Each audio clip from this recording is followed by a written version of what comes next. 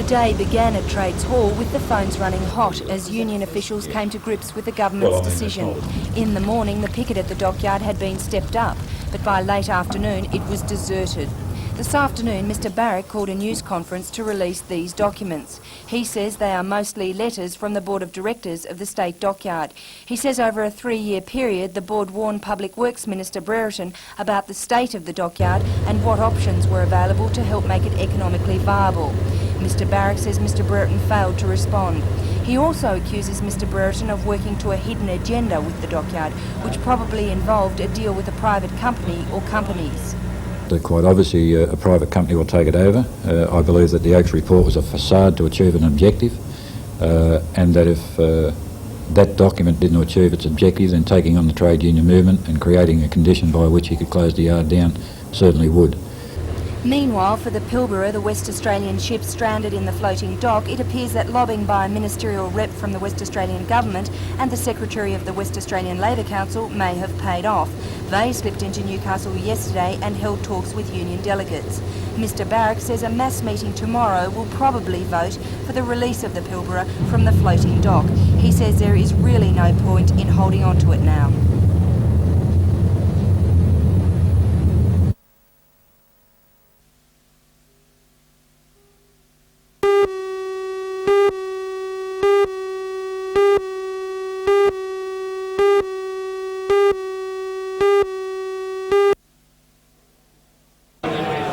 The strikers gathered at 11 this morning in response to Ex-Minister Brereton's offer last night that the dockyard could still be a government-run facility. However, on arriving for the meeting, Trades Hall Secretary Peter Barrack held out little hope that the workers would back down and accept the government's retrenchment. A resolution today? Well, it's very much in the hands of the mass meeting. Really, Brereton's offered nothing new, so I think it's very difficult to predict that anything different will be coming out of the meeting. We've been told before that it's a final chance. This has again been mooted as a final chance. Do you see no hope then that the dockyard will be opened as a government concern? Well, I think Brereton's engaged in a cynical byplay last night and really in offering nothing. All he's done is raise hopes where there really is no hope. And the vessel Pilbara? That'll be decided by the mass meeting. The stranding of the Pilbara is costing the Western Australian government $20,000 a day and threatens the loss of important international carrying contracts. Early indications were that the former dockyard employees would want all their severance money before releasing her. A decision from the Workers' Club mass meeting is expected soon.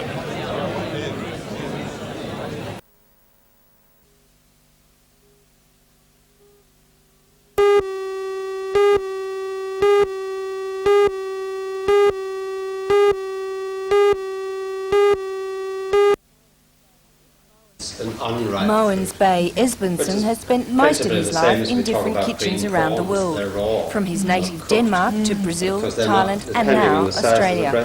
He spent 17 years in Thailand learning the intricacies of Thai cuisine. Now, he says, that is his passion. The greatness of Thai food is that it's traditional with all meat to cook, from sweet and sour, hot and spicy and bland and mild and textures. They believe a lot in textures. Beautiful mousse of prawns, but it's got water chestnut in it, which makes it crunchy, and it's got a Sichuan salt dipping, spicing ingredient on top of it. So you've got all these things at the same time. Moens owns 2 restaurants, one in Port Douglas, Queensland, where he grows much of the ingredients, and Butler's restaurant in Sydney's King's Cross. Despite this hectic 2-state schedule, Moens has found time to write a book, Thai Cuisine. He says up until 6 years ago, authentic Thai restaurants were unheard of in Australia. Now he says there are more than 40. Moens says the reason for this popularity is simple. It's because the food tastes so good. And it goes into Thai food is cooked with fresh ingredients, using more herbs than any other cuisine, and it is very popular. And it's not, as somebody believe, always hot.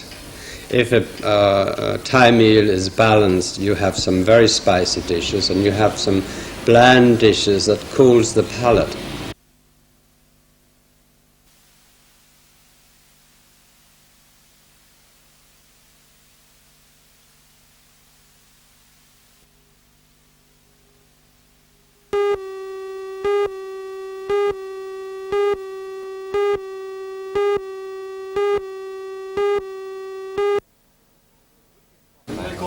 weekend competition was organised by the Salamander Bay Fishing Club.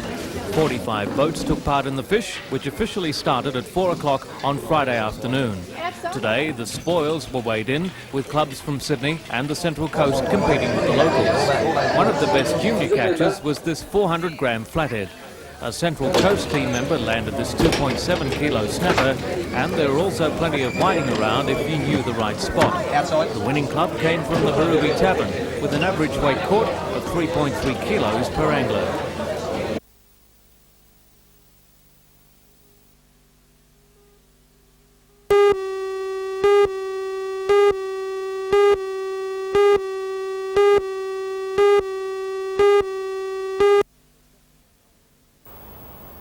The section of highway connecting Warnervale to Morisset was to have opened this Easter, but now major structural problems will delay the opening until July. There are two distinct problems with this section of the highway. Firstly, huge slabs of understrength concrete have been detected. The fault was discovered when these large longitudinal cracks appeared even before the road was loaded with traffic. The remedy will cost $1.5 million. And involves cutting up 700 slabs of the road and repouring 4,500 cubic metres of concrete. But a second major problem emerged after the road was tested with a metal detector. It involved metal ties designed to hold together adjoining concrete lanes. The main problem seems to be with these tie bars being laid by automatic machines. They pop it into the concrete like that. But then, as rollers and vibrators move over the road, they can turn like that. And then you start getting problems. The solution is to insert new ties by hand, a costly and time-consuming job. The repair of the faulty section of road calls for the insertion of 23,000 tie bars, each galvanised and glued into place. When the problem with the tie bars emerged, the pavement had already been accepted by the DMR. The department decided to cop the $1.5 million required for the repair itself rather than pursue the money from Jennings, the contractor for that stretch of highway. It's now left the repair work to Tees contractors. The end result is that the DMR is now down $1.5 million it could have spent on other state roads.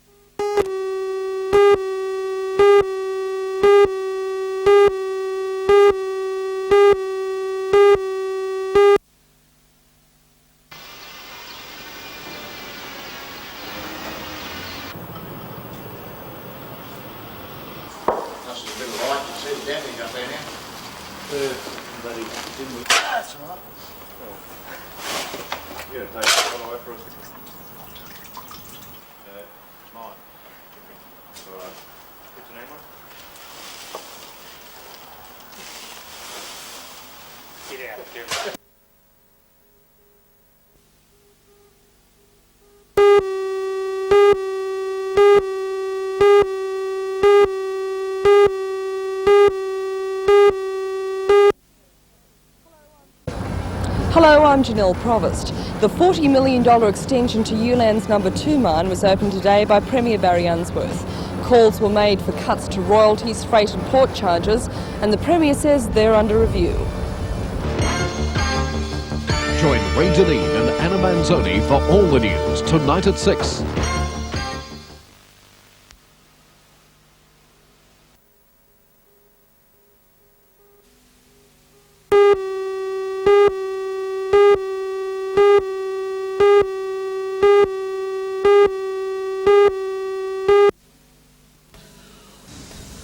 When the Region Art Gallery opened in Lehman Street in March 1977, it said goodbye to its previous home of 20 years, the Public Library.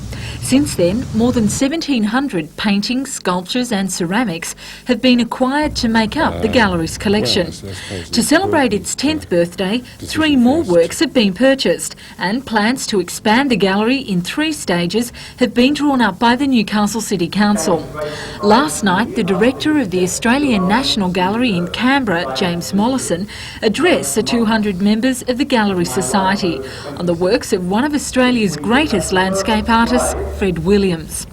Featuring some of Williams's paintings, Mr Mollison says the Newcastle Region Art Gallery is rated among one of the top 6 in the country. Excellent collection. 3 state capital collections are very much better, as you would expect. 1 state capital collection is comparable, and 1 regional gallery has a comparable collection. So if you add those up, you're in the top 6 or 7 Australian art collections that exist anywhere. And how do you see us heading in the next 10 years? You just have to keep at it. Keep adding to it. Don't be frightened of the fact that things look too modern for the public to like now, because in fact the Streetons and Roberts and McCubbins at one time weren't liked by the public in their day. The artists had gone too far ahead of their taste.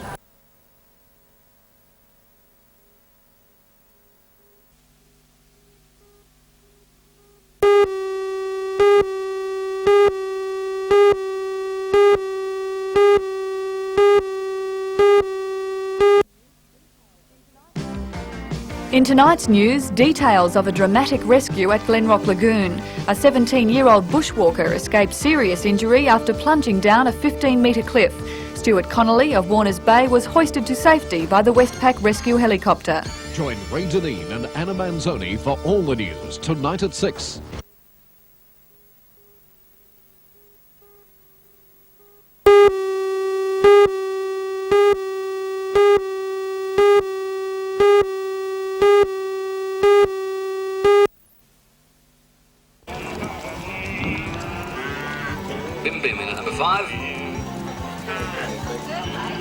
You could be forgiven for thinking you were really on the set for Dallas.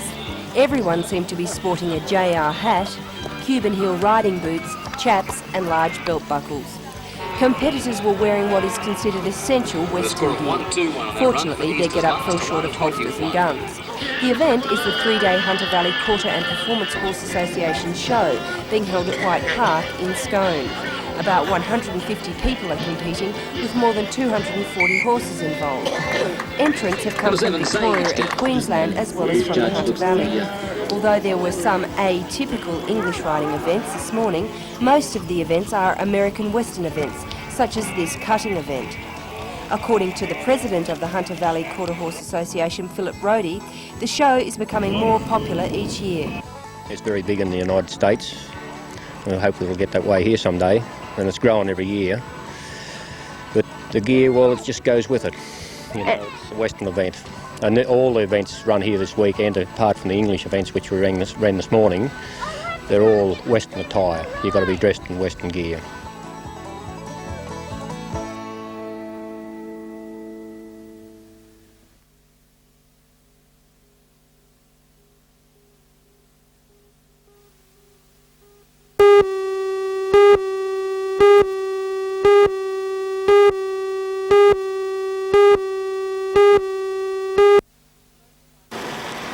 Motorcycle enthusiasts were out in strength today at Motorcycle Expo 87 being staged at the Newcastle Entertainment Centre.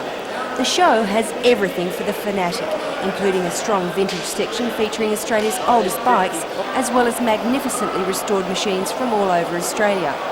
This 1902 Pope Columbia is one of the oldest bikes in Australia and was found in 1964 on a farm near Williamtown. Apparently, its original owners were a farming family who even managed to go for outings with a sidecar on it. If you are looking for a machine with fuel economy, this BSA 37cc wing wheel has to be your answer.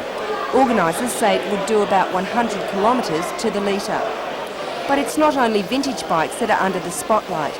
There are all the latest models from all over the world, as well as a full range of motorcycle accessories. The Expo has something for everyone, from the miniature to the very hot. According to Alan Craig, the Expo organiser, bike restoration has really taken off in Newcastle. It's becoming very big. 10 years ago there was the odd bike being preserved, but nowadays the restoration activity in Newcastle has just gone to great heights.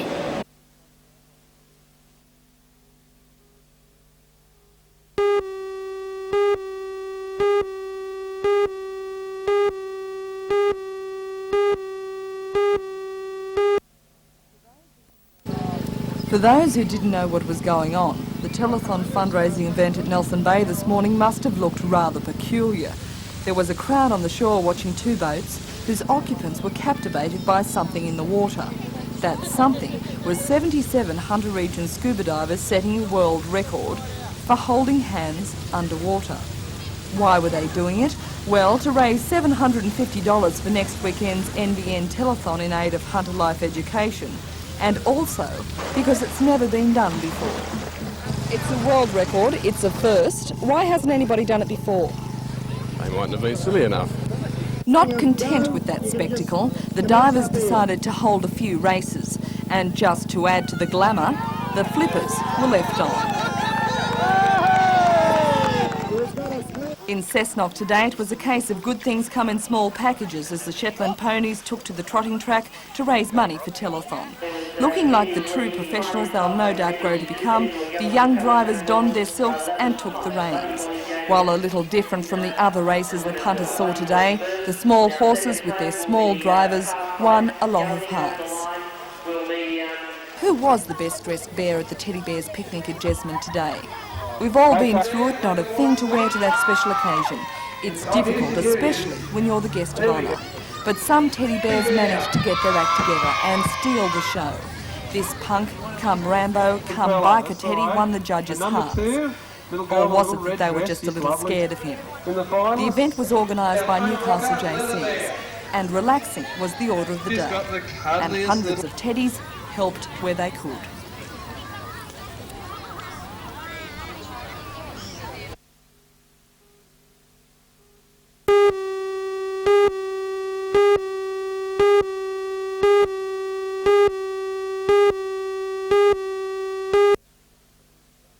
On the outside then of behind those favourite is certain to be the Brian Mayfield Smith trained Robert Sangster managed marauding. Seen here blitzing the field in a barrier trial at Rosehill on Friday. The Swetton Stud Syndicate is trying for two in a row, having won with Top Avenger last year. The Sir Tristram Colt is a real star. But in the straight now, marauding shot clear. He's opened up a 3 length break now. Basilius going into second place is running on well, and they're followed at the head of the others by Will Ecker making up ground, but marauding stretching right out now, giving a good run down to the line. He's racing right away, marauding. He wins by 10 lengths. Basilius second, 2 lengths away. The other half of the clash is Snippets, the lunchtime colt bred at Widden Stud up the valley.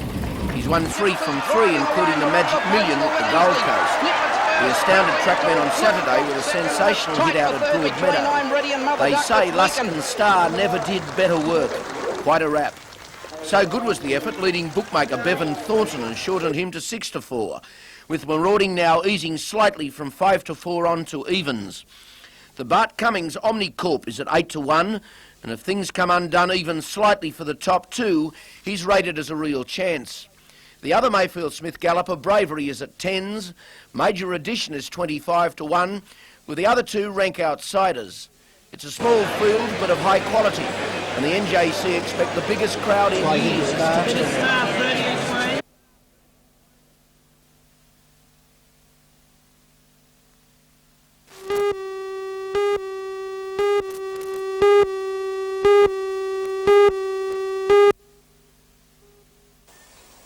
...1986 was a desperate year for the motor industry. The fringe benefits tax, coupled with sales tax on luxury vehicles, saw vehicle sales down 23% on the year before. According to Don Holstock, the Executive Director of the Motor Traders Association of New South Wales, the slump in the motor industry just must have hit rock bottom. However, he admits this year's figures are not looking much better.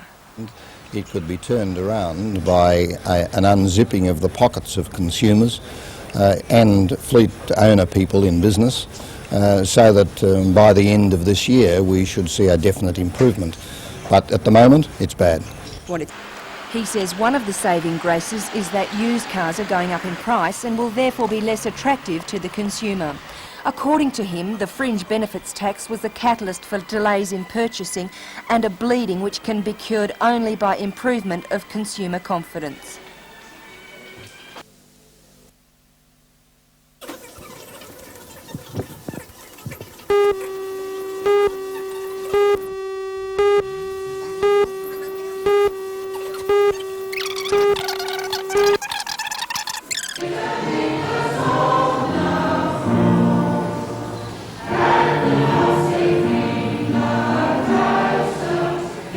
traditional songs performed by the Welsh Choir and other ethnic groups entertained the senior citizens from throughout the city. It was by way of a birthday party marking the 10th anniversary of Senior Citizens Week.